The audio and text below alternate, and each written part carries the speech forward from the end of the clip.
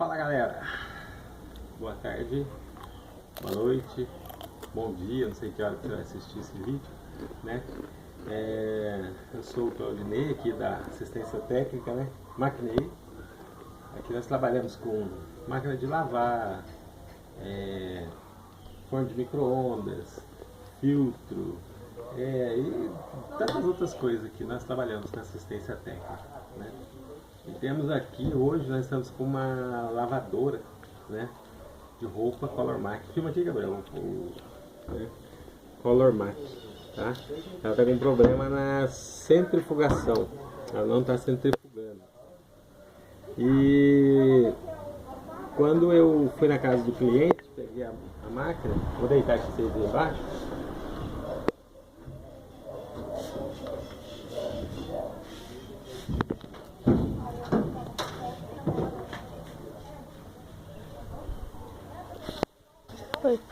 E o que acontece? Eu constatei que esse termo atuador estava queimado. Nós sabemos que ele é uma resistência, ele esquenta e esse pininho vai saindo para fora. Dá uma pressão, dá uma molinha que tem aqui dentro. Então ele estava ruim, comuniquei ao cliente, só que o cliente não falou que ela estava batendo na roupa sem água. Daí o que a gente fez? Queria na casa do cliente, testa daqui, testa dali. A hora que eu liguei ela começou a bater sem água e não estava centrifugando. E testei o capacitor, tudo, né? Depois ainda tem uma tampa que vai aqui, tem um cestinho que vai aqui para proteger o motor. E o que eu achei aqui de mais um defeito, além dessa pecinha? Vou mostrar para vocês aqui.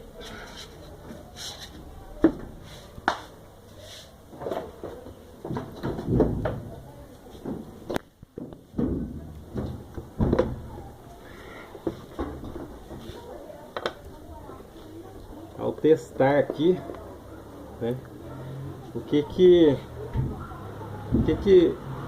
poderia estar ocasionando esse defeito da máquina de ficar batendo roupa sem água? O pressostato dela, né, Colormaq.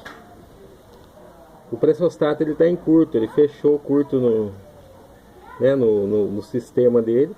O que acontece? Ele fica informando para a placa que a máquina está com água e ela começa a bater sem ter roupa, né? Sem ter roupa, sem ter água, nada, e ela começa a bater. Eu vou colocar aqui para vocês verem. Até já deixei aberto para facilitar para o vídeo não ficar muito longo. Tem aqui meu cameraman, Gabriel, a Joana, ajudante. Vou botar aqui, ó.